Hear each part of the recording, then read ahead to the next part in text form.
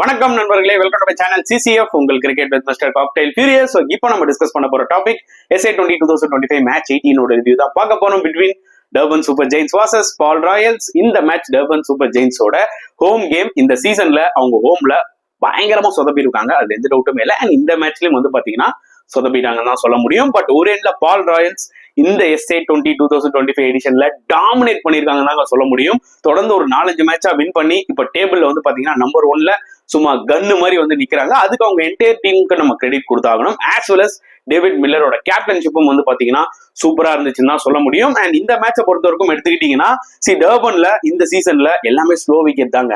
அந்த ஒரு typical Durban conditions வந்து நம்மளால பார்க்க முடியல. ஜென்ரலாவே டர்பன்ல அது ஒரு கைண்ட் ஆஃப் கொஞ்சம் ஹோல்ட் ஆகும், பட் ஸ்டில் பேட்டிங்க்கு வந்து பாத்தீங்கன்னா நல்லா இருக்கும். பட் இந்த எடிஷன்ல பேட்டிங்க்கு போக போக ரொம்பவே கஷ்டமா இருந்திருக்கு.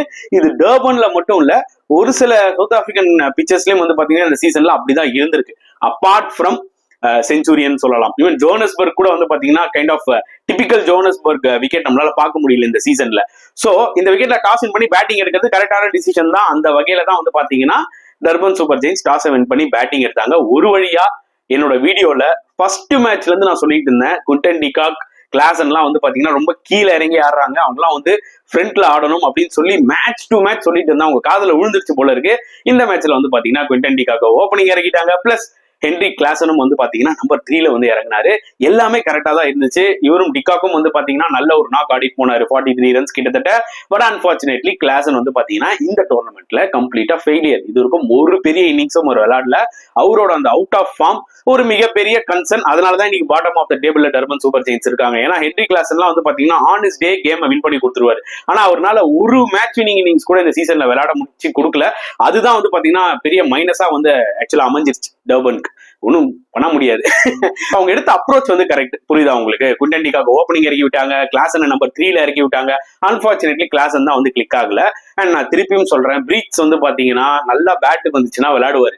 ஆனா அகைன் ஸ்பின் டெஃபினட்டா ஒரு ஸ்ட்ரகிள் ஆவாரு. ஏன்னா too much bottom and dominated player, கண்டிப்பா ஸ்ட்ரகிள் ஆவாரு. நான் வீடியோ பை வீடியோவா சொல்லிட்டு இருந்தேன். இந்த மேட்ச்லயும் அதான் நடந்துச்சு. பட் பவர் பிளேல செம ஸ்டார்ட்டுங்க. டிகாகா இருக்கட்டும், பிரீட்ஸ் 2 பேரும் 6 ஓவர்ஸ்ல 50 ரன்ஸ் அடிச்சாங்க.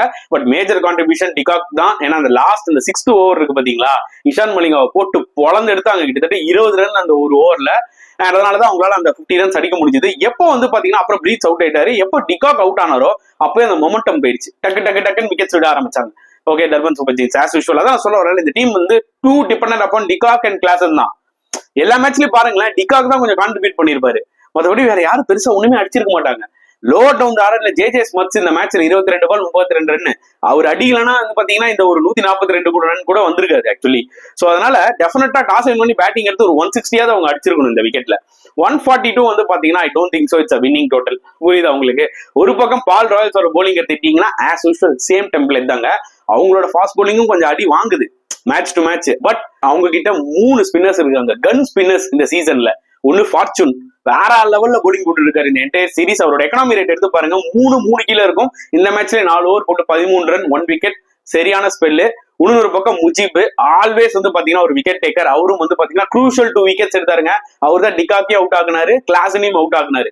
ஓகே, அதுக்கப்புறம் ஜோ ரூட் லாஸ்ட் 2-3 மேட்ச் எடுத்து பாருங்களேன், 4 ஓவர் 20 ரன் கீழே தான் கொடுக்குறாரு, ஒரு விக்கெட் எடுத்துறாரு. சோ இந்த 3 பேருமே வந்து பாத்தீங்கன்னா இந்த 3 ஸ்பின்னர்ஸுமே பயங்கரமா கான்ட்ரிபியூட் பண்ணிட்டு இருக்காங்க பால்ஸ் ராயல்ஸ்க்கு. சோ கண்டிப்பா அவங்களுக்கு வந்து பாத்தீங்கன்னா கிரெடிட்டை கொடுத்தாகணும். அண்ட் இந்த டார்கெட்டை டெஃபினட்டா பால் ராயல்ஸ் சேஸ் பண்ணிடுவாங்க. ஏன்னா ரீசெண்ட் டைம்ல அவங்க வந்து பாத்தீங்கன்னா சேசிங்லாம் சும்மா அசால்ட்டா ரன் அடிச்சு முடிக்கிறாங்க. ரீசெண்ட் மேட்சஸ் எடுத்து பாருங்க. அந்த வகையில வந்து பாத்தீங்கன்னா இந்த மேட்ச்ல ஜோ ரூட் ஏர்லியரா அவுட் ஆனாலுமே, ஃபர்ஸ்ட் பால் அவுட் ஆனாலுமே, டீப் விக்டோரியஸ் வந்து பாத்தீங்கன்னா சூப்பரா ஒரு நாக் ஆடி கொடுத்துட்டு போயிட்டாரு. ஒரு 25-26 ரன்ஸ். எப்படி JSKவோட ஒரு ஸ்டார்ட் கொடுத்துட்டு போனாரோ அந்த மாதிரி ஒரு ஸ்டார்ட் கொடுத்துட்டு போயிட்டாரு. அதுக்கப்புறம் பாத்தீங்கன்னா ஹெர்மனும் வேன் பூரனும் ஒரு நல்ல பார்ட்னர்ஷிப் போட்டாங்க. ஹெர்மன் வந்து ஒரு செம டேலண்ட்டுங்க. இந்த சீசன்ல வந்து அவர் டெபியூ மேட்ச்லயே அந்த 50 அடிக்கும் போதே அவர்கிட்ட இருந்து அந்த டேலண்ட்டை நம்மளால பார்க்க முடிஞ்சுது. So definitely one day he will play for south Africa. அதுல எந்த டவுட்டுமே இல்லை. ஏன்னா அந்த அளவுக்கு டேலண்ட் இருக்கு. 22 balls 44 ரன்ஸ்.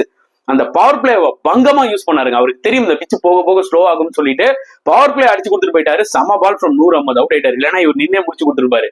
அண்ட் ஒரு பக்கம் வேன் பூரன் எப்படின்னு பாத்தீங்கன்னா பயங்கரமான ஸ்ட்ரைக் ரேட் வச்சு விளையாடுற பிளேயர் கிடையாது. ஆனா அவர் வந்து இந்த டீமுக்கு ஒரு க்ளூ மாதிரி, புரியுது உங்களுக்கு, ஸ்டே பண்ணி ஆடுவார். சோ அவர் ரன் பால் கேம் விளையாடினாலுமே டார்கெட்டுக்கு அதான் தேவைப்பட்டுச்சு, யாராவது ஒருத்தர் ஸ்டே பண்ற மாதிரி தேவைப்பட்டுச்சு. சோ ஒரு ரெண்டுல அவர் நின்ட்டாரு. அவரும் பாத்தீங்கன்னா கிட்டத்தட்ட ஒரு 44 balls 44 அடிச்சிருப்பாரு. புரியுதா உங்களுக்கு? அதுக்கப்புறம் மில்லர் வந்து ஒரு 24, அன்பார்ச்சுனேட்லி ரன்னும். So Dinesh Karthik winning shot boundary அடிச்சு வின் பண்ணி கொடுத்துட்டாரு. ஸோ ஸ்பேர் வந்து பாத்தீங்கன்னா கிட்டத்தட்ட ஒரு 14-15 பால் இருந்துச்சு. ஈஸியான ஒரு சேஸ் தான் ஃபார் பால் ராயல்ஸ், சொல்றதுக்கு எதுவுமே கிடையாது. அண்ட் இந்த பக்கம் நீங்க தர்பன் சூப்பர் ஜெயின்ஸ் போலிங் எடுத்துக்கிட்டீங்கன்னா ஆஸ் யூஸ்வல் நூர் அகமது நல்லா போட்டாரு, ஒரு விக்கெட் எடுத்தாரு. கேஷவ் மகாராஜ் எக்கனாமிக்கலா இருந்தாரு. பட் அவங்களோட ஃபாஸ்ட் பவுலர்ஸ் ஜூனியர் டாலா 2 விக்கெட்ஸ் எடுத்தாலுமே எக்ஸ்பென்சிவா இருந்தாரு. மற்ற ஃபாஸ்ட் பவுலர்ஸும் சொல்லிக்கிற அளவுக்கு பெருசா அந்த சீசன்ல பண்ணல. அது நவீன் உலக்கா இருக்கட்டும் இல்ல கிறிஸ் வோக்ஸா இருக்கட்டும் சொல்லிக்கிற அளவுக்கு பயங்கரமா பண்ணல. ஒரு மேட்ச் வர நவீன் உலக் வின் பண்ணி கொடுத்துருக்கலாம், புரியுதா உங்களுக்கு? But apart from that I don't think so Durban Super ஜெயின்ஸோட ஃபாஸ்ட் பவுலர்ஸ் அந்த அளவுக்குலாம் பெருசாலாம் இந்த சீசன்ல பெர்ஃபார்ம் பண்ணல. அவங்க அந்த 2 ஸ்பின்னரை நம்பியே தான் இருந்தாங்க. 2 ஸ்பின்னர் மட்டும் நீங்க நம்பி ஒரு டோர்னமெண்ட் ஃபுல்லா விளையாட முடியாது கைஸ். பிளஸ் அவங்க பேட்டிங்கும் ஃபெயிலியர். போலிங்ல எப்படி 2 ஸ்பின்னரை டிபெண்ட் பண்ணிருக்காங்களோ அந்த மாதிரி பேட்டிங்கும் டிகாக் அண்ட் கிளாசன் நம்பி தான் இருக்காங்க. டிகாக் ஏதோ ஒரு அளவுக்கு அடிக்கிறாரு, பட் கிளாசன் கம்ப்ளீட்டா ஃபெயிலியர் ஆனதுனால டர்பன் சூப்பர் ஜெயின்ஸ்க்கே வந்து பாத்தீங்கன்னா இந்த சீசன் ஃபெயிலியரா தான் அமைஞ்சிருச்சுன்னு நான் சொல்லுவேன். பட் பால் ராயல்ஸ் வேற லெவல்ல விளையாடிட்டு இருக்காங்க இந்த சீசன்ல. அதாவது இந்த லாஸ்ட் 2 சீசன்ல சன்ரைசர்ஸ் தான் வின் பண்ணாங்க. அதுக்கப்புறம் எந்த டீம்ல ஸ்ட்ராங்கா தெரியுறாங்கன்னு கேட்டீங்கன்னா பால் ராயல்ஸ். கண்டிப்பா எம்ஐ கேப்டனும் வந்து ஸ்ட்ராங்கான ஒரு டீம் தான். பட் இந்த 2 டீமும் ஸ்ட்ராங்கா தெரியுறாங்க. பட் நல்லா ஞாபகம் வச்சுக்கோங்க, ஒரு பக்கம் சன்ரைசர்ஸ் ஹேட்ரிக் ஆஃப் வின்ஸோட வராங்க. so many things are there. ஜேஎஸ்கேக்கும் வந்து பாத்தீங்கன்னா பேக் டு பேக் மேட்சஸ் நிறைய வருது. சோ இந்த காம்படிஷன் நான் சொல்ற மாதிரி டஃபா செமையா போயிட்டு இருக்குன்னு நான் சொல்லுவேன். சோ இந்த மேட்ச் பத்தி நீங்க என்ன ஃபீல் பண்றீங்க மறக்காம கமெண்ட் செக்ஷன்ல போட்டுருங்க. இந்த வீடியோ பிடிச்சிருந்தா லைக் பண்ணுங்க, ஷேர் பண்ணுங்க, முடிஞ்சா சப்ஸ்கிரைப் பண்ணுங்க. சோ நெக்ஸ்ட் வீடியோல பார்க்கலாம் ஃப்ரெண்ட்ஸ். until then bye.